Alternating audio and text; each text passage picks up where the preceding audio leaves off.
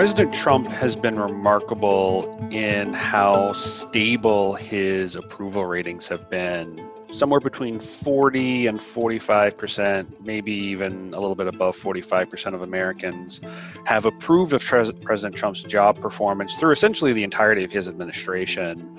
And remember, this is a man who has presided over probably the most eventful 4 years, and certainly in recent American history. Not too long ago, we were talking about his impeachment and how sort of momentous that was. And then since then, we've had the greatest pandemic in over 100 years, the greatest economic downturn in 100 years, or in 80 years, and the greatest civil unrest in 50 or 60 years, all in the span of a couple of months. And yet his approval rating remained actually remarkably stable. But in the last few weeks, we have seen his numbers taking a small decline, losing several points, 2, 3, 4 points. In the most recent Hill-HarrisX poll, we see him at 47% approval, down from about 50 a month ago. That 3-point decline is reflected in a lot of other polling out there. You can see in the aggregators like that, like 538, also about a 3-point slide. Our own Reuters Ipsos poll, about a 3-point slide. So it's real that he is losing ground. We're seeing it reflected in a lot of different polling. And I think it's remarkable that that did not happen during the worst of the pandemic in April. It did not happen in the worst of the job loss due to the pandemic in April and May. It's happening now that we're seeing this nationwide civil unrest after the killing of George Floyd. I think that says something about the things that are affecting the president's supporters or the president's base. And I think one other thing to note is the last time we saw President Trump's approval numbers dip was after the Charlottesville riots in 2017. We also saw his numbers decline. They bounced back up, but the question I think now is, will this decline we're seeing be maintained through the election, or as we sort of get it further away from the protests, if they do, tail off, will we see President Trump's numbers sort of bounce back up to their natural resting place in the low to mid 40s?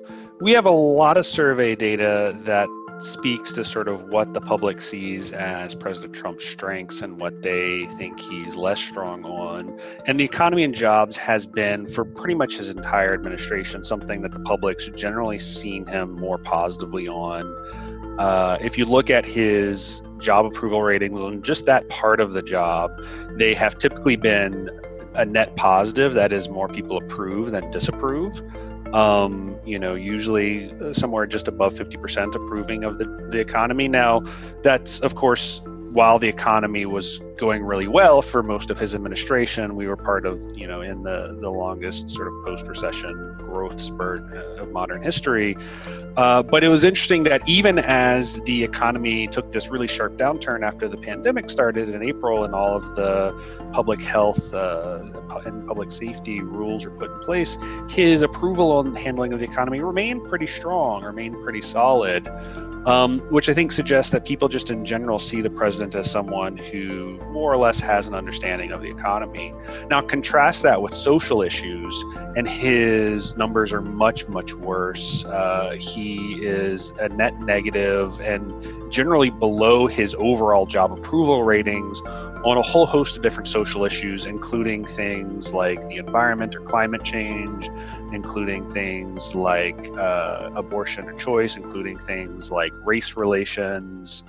And then there's some other issues, particularly ones that he's used a lot as sort of his signature issues, like immigration, where his numbers tend to be pretty close to his overall approval rating, where immigration has fundamentally become another version of talking about Trump. Talking about immigration is just another way of talking about Trump. And we've actually seen his handling of the coronavirus pandemic mirroring that as well, where it has become essentially just another proxy for his overall approval, as opposed to things like jobs, where maybe you don't like the president, but like he's doing an okay job because the economy's good, or the social issues where, maybe you like the president, but you admit that like these aren't really his strongest issues.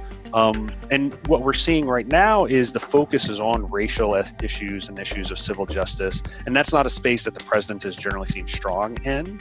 So some Republicans who are a little bit different from him on the issue are pulling away slightly, and we've seen his approval rating among Republicans decline a little bit over the last couple of weeks as these protests have come out, as well as seeing his numbers among independents and even Democrats go down slightly.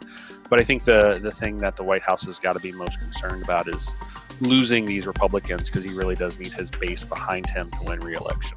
The president is trying to make the best of the hand he's dealt by focusing on the economy. And I think that could potentially work for him for two reasons. One, even though things have gotten really bad and we've had record unemployment rates, it does look like the economy is recovering. I don't think it will recover as quickly as a lot of people hope and expect it to, but it will recover. And being on an upward trajectory is generally a good thing for an incumbent. Even if you're at a relatively bad place, the direction of change matters a lot. So if things were getting worse and the election was happening, that would be really bad news. But if things getting better, even from a bad place, that's okay. The other thing I think that is important to note is Americans right now have a really strong, really high expectation that things will get better quickly. In our consumer confidence tracking, our Ipsos consumer confidence tracking, we actually see more people saying that the economy will be stronger in 6 months now than we've ever seen in our tracker. And that's partially a characteristic of the way the question is worded, where we're asking people to think compared to now what 6 months is like, but also this sort of sense of optimism, the sense that things are going to rebound quickly, that we're going to be able to get back to normal quickly. I think that, if that holds, that actually helps the president make his case that the economy is getting better.